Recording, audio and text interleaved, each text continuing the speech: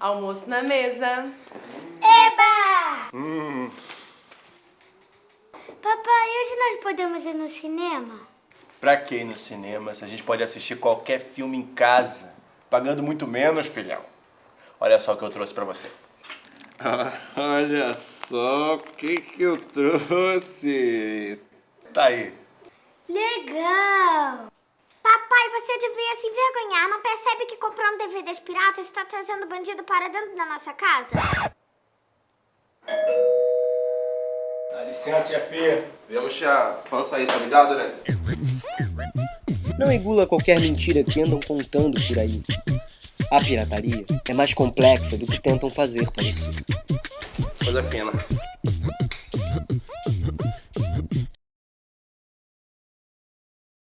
Eu nunca vi na história humana um fenômeno reversível.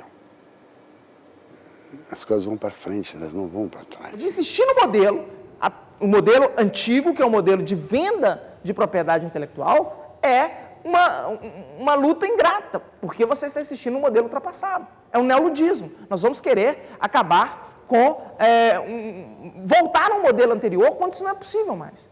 Mas é difícil dizer, por exemplo, que a mídia vai acabar ou que determinadas indústrias vão desaparecer. Eu acho que elas vão se transformar de forma muito profunda e essa transformação, de certa forma, ainda vai durar mais 20, 30 anos sem que a gente saiba exatamente como é que tudo isso vai se consolidar. Para dizer a evolução vai ser essa, a evolução vai ser aquela. Eu posso lutar por determinada evolução, como tem gente lutando por outras evoluções.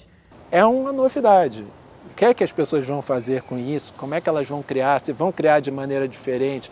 Quais vão ser as criações a partir disso? Ninguém sabe ainda.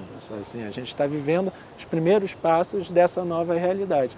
Cada vez mais está surgindo novas possibilidades e a gente que trabalha com cinema tem que estar antenado, sim. Se vai ter consequências para a maneira como a cultura vai ser produzida, certamente vai ter e acho que venha, né? Olha ao seu redor, será que já é hora de mudar? Todos já tem novas coisas pra gostar. O tempo passou e você simplesmente estagnou, acompanhou. Eu acho que é válido mesmo, né? Eu acho que é isso, a democratização, um monte de gente produzindo, porque você também tem a facilidade não só de divulgação, né? A facilidade de produção, então milhares de bandas, e é importantíssimo, né? Que todo mundo tenha acesso à feitura, né? Uma coisa que antes era tão restrita, né? Eu faço download e boto meus filmes para rodar na roda também, para todo mundo que quiser fazer download, quiser ver no YouTube. Você pode, na sua casa, se transformar numa central de broadcasting e ter um público que é a população do planeta inteiro. A gente só pode felicitar os artistas novos que vão na internet, porque a partir desse momento, eles não são apenas criativos. Eles vão também querer administrar um pouco da sua carreira, entende? Mas traz um outro lado que é a saturação de informação de tudo, né? Que tá aí, que vem junto com essa praticidade, né? É muito fácil você baixar a música, mas você nem tem tempo de escutar tudo que você baixa. Pessoas só repetem que já foi dito. Pessoas só repetem que já foi dito. Pessoas só repetem que já foi dito. Pessoas só repetem que já foi dito. Elas só repetem, só repetem, só repetem. A ideia é sempre criada a partir das ideias dos outros, né? Assim, é sempre a partir de um repertório cultural, do seu grupo cultural, da sua sociedade, das invenções que outras pessoas fizeram, das obras de arte que as outras pessoas criaram, você vai criando obras originais. É um elemento básico, importantíssimo na produção contemporânea. Não haveria hip hop, não haveria música techno, não haveria drum and bass, nenhuma das músicas eletrônicas contemporâneas sem o sampler, sem você pegar pedaços de outras músicas e transformar numa outra música. O que acontece é que o remix é o elemento fundamental da comunicação de duas vias. É uma comunicação em que as pessoas não só escutam, mas elas também interpretam e participam na emissão do discurso de volta. Então é uma comunicação efetivamente de duas vias, e não só via única, em que você recebe passivamente o que está sendo comunicado para você. O problema é o seguinte: para você poder remixar qualquer coisa do ponto de vista legal, e aí eu estou pensando na perspectiva do direito, você precisa de autorizações. Por quê? Porque o direito autoral ele tem uma duração no tempo que é a vida do autor mais 70 anos depois da morte dele. E com todo o restante, todo o acervo de coisas que estão vivas ainda hoje, assim, vamos dizer, coisas que ainda não caíram em domínio público, como fazer remix legal dessas obras sem ter que passar pelo labirinto de autorizações, que é você ter que pedir autorização para cada titular de cada obra para poder fazer um remix, que muitas vezes você consegue fazer em 5 minutos. Então é muito interessante que você consegue fazer um remix em 5 minutos, mas depois você vai passar os próximos 2 anos da sua vida pedindo autorizações para as pessoas para ter aquele seu remix legalizado. Mas tu tem ódio, só olhar pro próprio umbigo, só fala injustiça quando acontece contigo. O direito autoral hoje, por exemplo, de uma música, ele se divide entre vários titulares. Então, isso é um dos grandes problemas do direito autoral hoje. Por exemplo, para você utilizar uma única música, muitas vezes você tem que pedir autorização para 4, 5 titulares diferentes. Se você aplicar o direito autoral tradicional, que impede cópia, que você tem que pedir autorização a cada vez que você copia algum tipo de informação, a internet não funciona. Se eu, que sou um profissional do direito, estudo esse troço, esses juízes que, em tese, deveriam saber bem disso, muitas vezes têm dificuldade de delimitar o conteúdo de reprovação da conduta, o que dirá o leigo? Como é que eu vou obrigar ao leigo a saber o que é violar direitos autorais? Então mostra como o sistema de direito autoral hoje é deficitário, no sentido de que ele não é nada simples, ele impede o fluxo de negócios, vamos dizer assim, por causa da dificuldade que é você pedir autorização para tantos titulares para uma mesma obra. E é um controle absolutamente obsoleto sobre a obra dos artistas. Quer dizer, o artista entra numa editora que não seja a dele e não tem mais poder. A editora que resolve. Ele nem pode discutir. Se a editora for inteligente, claro que discute, mas em geral não discute. A regra é essa, meu filho, você assinou, fudeu.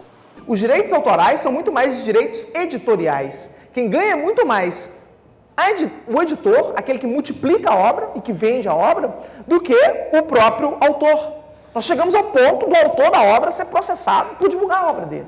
Então é muito curioso isso, porque o Gil é dono das composições, então ele, por exemplo, poderia regravar as suas obras, gerando novos fonogramas, dos quais ele se tornasse dono, mas o fonograma em si, ele não tem a propriedade, porque essa propriedade fica com a gravadora.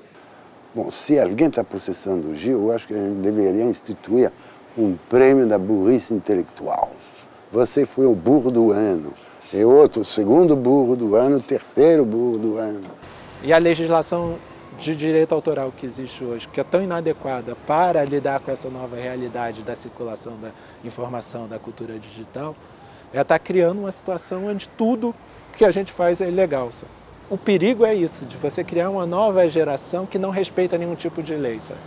Que acha que a lei não importa, sabe? Que a lei está aí para qualquer coisa, então você pode furar sinal vermelho, você pode...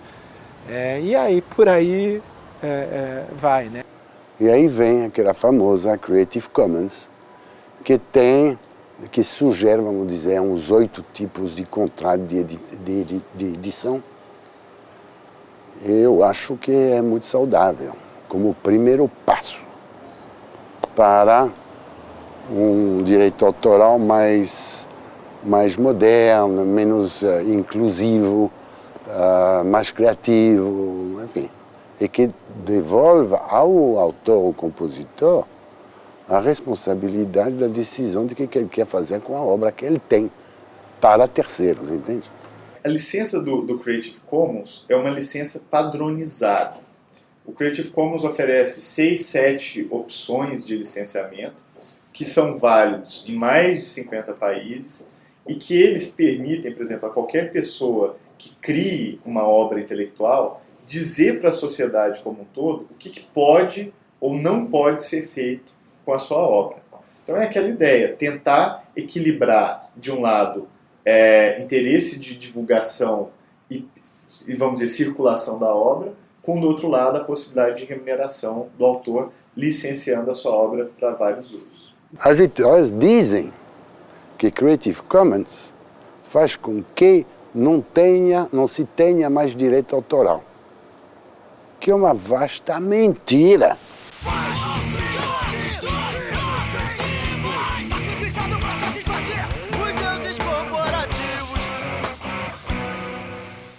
A indústria não conseguiu, não visualizou o potencial da internet nos primeiros dias dela, ficou apavorada e quis combater uma coisa que não é combatível. Se a indústria tivesse feito um acordo com o Napster no começo dos anos 2000 e feito, por exemplo, um serviço em que você poderia baixar o que você quisesse mediante o pagamento, sei lá, de $10 mensais. Então você teria, assim, milhões e milhões de usuários pagando $10 mensais e a música se transformaria em um grande serviço. Mas já que não dá mais para vender CD, eu vendo fragmentos musicais numa loja virtual e as pessoas aderem a isso. Ninguém sabe o que é que vai pagar o leite das crianças. Está todo mundo procurando, sabe? Esse novo modelo de negócios que vai sustentar a produção de música a partir de agora. Aí um conjunto, né, o Radiohead, inventa uma fórmula de botar a música na internet e vou ganhar dinheiro com show. E se você quiser me pagar, por favor, pague, mas eu não estou brigando por isso. Eu baixei o CD, ouvi o CD e fui no show. Está remunerado, não do jeito tradicional. Eu não comprei uma coisa física e paguei pela coisa física. Tem que haver um rearranjo na sociedade para assegurar que o cara que trabalhou receba pelo seu trabalho. Entende? Agora, toda essa intermediação, olha, eu não tenho, já que você está perguntando, não tenho a menor pena que isso desapareça. Nenhuma. Admira o próprio carrasco, pois no fundo é ele que você queria ser. Pra pisar em todo mundo, inclusive naquele que no caso é você. A gravadora com aquela questão, os caras querem ganhar dinheiro com a parada mesmo, você não vai mais ter a liberdade que você tinha para tocar no lugar que você quisesse, né? Nem para dar o seu CD, nem para sei lá o que fazer. Mas, então, sempre foi uma coisa que a gente, né, abominou, assim, nesse sentido. O executivo de gravadora, pelo menos no passado, gostava de se sentir mais importante que o artista. Você fez sucesso porque eu te fiz. Que é uma baboseira. Acho que já não tem um tempo que a gente falou, pô, não vamos tentar envolver muito a relação financeira com a artística, assim. A grande cólica, ou as grandes cólicas foram a mudança do foco do artista para a música e o artista em segundo plano, e a segunda coisa, a doença dos tecnocratas, que entraram num negócio que é eminentemente intuitivo, apesar de ter suas regras, vamos dizer, de negócios, né? E a intuição foi embora. Já tem muitos contratos em que a gravadora ganha uma porcentagem muito grande em cima do show. A gente torce, então, se elas não estão em risco mesmo, para que elas estejam, né? Olho por olho, dente por dente, a gente acaba cego, banguela e doente. Eu acho que pelo fato de a gente defender de alguma forma essa publicitação ao máximo da obra de arte, né? Tentar ser esse paradigma de mercado da arte como objeto de consumo, faz sentido a gente achar a pirataria, no mínimo, uma coisa sem problemas, né? Eu, francamente, acho que hoje a pirataria física ela não entra na classe onde a indústria fonográfica se coloca, A, B e C. A pirataria física se coloca no fim do C, no D e não é, se é que existe um é.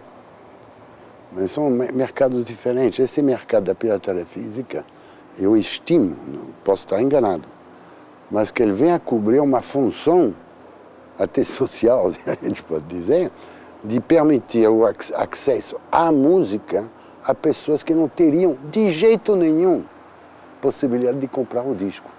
A gente tem que lembrar que a classe A e B no Brasil representa 15% dos brasileiros.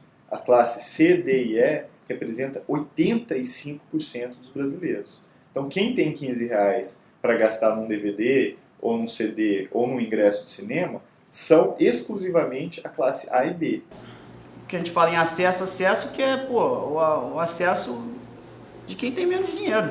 Para ver um filme, o que é ir ao cinema, né? É uma parada fora da realidade da muita gente, né? Isso só acontece porque o ingresso de cinema é R$18. Você tá reclamando que o pirateiro lá é ladrão, mas quem cobra R$18 também é ladrão, sacou? Então assim, tem que olhar por outro ponto de vista também. Enquanto eu fico nessa discussão da pirataria, eu deixo de começar a construir um novo pacto social. Eu chamaria exatamente isso, um novo pacto social, baseado na livre distribuição do conhecimento. Eu fazia uma pirataria que eu chamava de pirataria cultural, que é o seguinte: eu pegava filmes que não tinham lançado no Brasil, por exemplo, curtas do Stanley Kubrick, curtas do David Lynch, primeiro filme do Fellini, não tinham lançado no Brasil. Eu viajava muito para fora para lutar e trazia esses filmes lá de fora e botava na Cavídeo, sacou? Então assim, eu tinha filmes que ninguém tinha. Aí começou a chamar muita atenção. A gente fez isso durante quase 5 anos. A Cavídeo tem até essa fama, vai na Cavídeo que tem, qualquer filme lá tem. Na época tinha mesmo, se não tivesse a gente conseguia. Hoje em dia não, hoje em dia virou lenda. Mas assim, era uma parada que eu fazia muito mais, não era pelo dinheiro, cara. Era muito mais para oferecer uma parada que ninguém tinha, entendeu? Sabe, eu baixei uma música ou comprei um CD e quero te dar de presente. Quero dar esse presente pro mundo. Não tô lucrando nada com isso, o que eu tô lucrando? Você tem vários aparelhos de MP3 player de todas as marcas possíveis, o celular se adaptando a você inserir MP3, tudo estimulando você a baixar a música da internet, botar no seu MP3 player, gravar no seu CD, a Sony vende CD e nunca se entra nesse mérito. Para que você faz um MP3 player?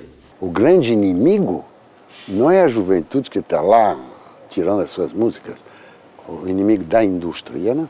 O grande inimigo da indústria se chama Sony, se chama Philips, se chama Toshiba, se chama o que você quiser. Porque são eles que fabricam esses instrumentos. Mas ninguém bate de frente nessas grandes empresas, né? Vai lá só no final do processo. O cara que chega lá e vende o pirata. Enquanto que o cara que está em casa dá um download do Homem-Aranha, vai ser a sociedade, só que lá vai caçar o cara, vai processar uma pessoa ou outra, mas é uma coisa muito incipiente, só para tentar dar um exemplo.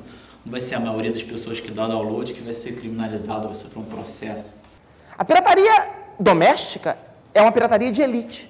É uma pirataria que só é válida para quem tem acesso à banda larga e quem tem acesso à conexão direta. Como a conduta praticada de maneira geral para classe média alta, o pessoal costuma, isso não tem problema, né? Porque meu irmão, meu filho faz, minha irmã faz, então vamos deixar fazer. E eu, e tu, e eis de nós, marionete de gás!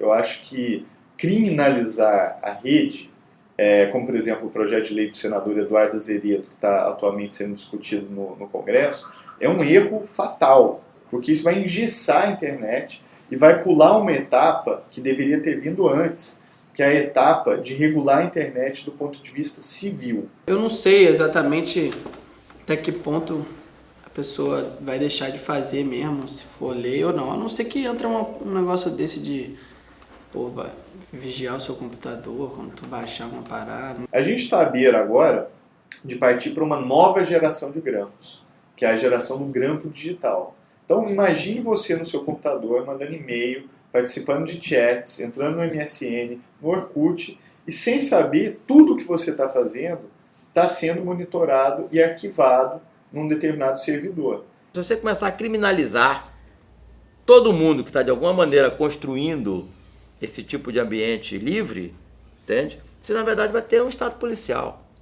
Esse é o problema, né? É um espaço que vem de um sonho de liberdade, eu acho que por estar mediado por uma questão técnica, né? A gente pode ter aí isso sendo completamente vigiado. Então a esfera de privacidade, ela acaba sendo destruída. E esse é um problema que eu vejo como muito grave. Eu tenho muito receio disso e eu acho que isso precisa ser regulamentado de forma urgente, de forma a garantir a privacidade e direitos fundamentais que são necessários em qualquer democracia. Se todo mundo diz que é bom, que a vida é bom também, mas há um abismo imenso entre o bom senso e o senso comum. Basta ver essas propagandas que eles fazem. Muitas vezes você aluga um DVD no modelo antigo, né, que ainda, e aí você vai para casa, antes de você ver o filme, aparece uma propaganda. Aí mostra lá, você furtaria uma bolsa? Aí mostra um cara furtando uma bolsa. Você furtaria um veículo? Aí mostra o cara lá roubando o veículo. Por que você copia, então, um DVD? Aí você olha e fala, não acredito que esse cara está falando um negócio desse. São coisas absolutamente diversas. Você tem um prejuízo, que é você ter um decréscimo patrimonial, você perder algo do seu patrimônio diminuir, ou o seu patrimônio não aumentar conforme uma expectativa que você criou. É aquela coisa de criar a consciência de um erro ali, né? De uma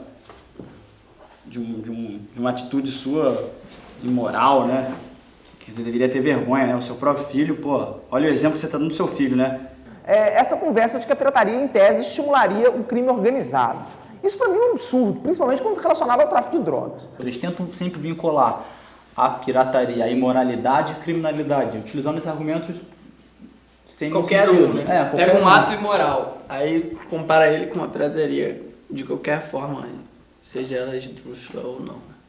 Então acaba que depois encontra a indústria, e como uma medida de desespero completo deles, acaba que eu acho que a tendência é isso acabar evidenciando ainda mais a falência desse sistema de produção, né? Dessa forma de produzir cultura. Você pode investir o recurso econômico que você quiser em repressão, mesmo que a gente tivesse um judiciário perfeito, um sistema policial perfeito, a pirataria não desapareceria. Porque a falha não é uma falha jurídica, a falha é uma falha econômica. Quem hoje está combatendo e investindo para processar, investindo para regularizar, está puramente perdendo seu tempo. Tem que encontrar um outro modelo. Hoje é fundamental você investir em repensar modelos de negócio para que você consiga fazer com que os preços dos bens culturais sejam compatíveis com a realidade econômica do Brasil e de outros países. Só assim existe uma chance no combate à pirataria. Naquilo que você faz, se isso te satisfaz, se foi você quem escolheu, você ouviu. Naquilo que você faz, se isso te satisfaz, se foi você quem escolheu, você ouviu. O trabalho, quer dizer, a preocupação da pessoa que é encarregada da autarquia de não perder seu poder. Ela sabe que se perder seu poder, ela está fora do jogo, porque ela não tem a qualidade intelectual para jogar um jogo novo e que ela não vai ser nem mais precisa dentro daquele contexto. Então tem essa luta, isso sempre, o velho contra o jovem. E os velhos sempre esqueceram que eles já foram jovens. Pô. Isso que é uma coisa absurda. Então o risco que a indústria está correndo hoje é de perder a sua função dentro da forma como as coisas estão se desenhando. Eu fico com muita pena das pessoas que trabalham na indústria, porque é um trabalho ingrato. Você trabalhar numa indústria que é criativa de qualquer maneira, né? Para não desaparecer. Eles veem que o barco está afundando, mas a expectativa de navegar mais. Isso que é incrível. Parece com aqueles burros de carga. Você já viu quando eles empacam e você fica tentando puxar o burro dizendo, olha, você pode continuar a sua trajetória, você ainda tem função, você ainda tem finalidade. Mas por uma razão em que ele só está enxergando alguma determinada coisa, ele empacou e não consegue mais sair do lugar. Acho que a tendência vai ser se adaptar à pirataria mais do que acabar com ela, assim. Que cultura não pode ser de alguns, a cultura tem que ser de todos. O conhecimento tem que ser compartilhado, não pode ser privatizado. Se a gente acha que as coisas estão complicadas agora, aguarde daqui 5 anos, quando tiver uma convergência entre tecnologias móveis e produção de conteúdo. É isso, produzir, distribuir, exibir, independente, não vai precisar mais estar afiliado a nenhuma distribuidora, nenhuma major, nenhuma gravadora, tudo... Na música tá rolando isso, né? E no cinema vai ser pelo mesmo caminho. A tendência é que os artistas já estabelecidos, num determinado momento, queiram ter a sua própria gravadora. O ponto central acaba que muitas vezes não é discutido, não é problematizado, que é você passar a ver, acho que uma coisa que tem que ser comprada, transacionada e consumida assim, como se fosse um objeto. O que é isso, né? Esse objeto que você está querendo democratizar.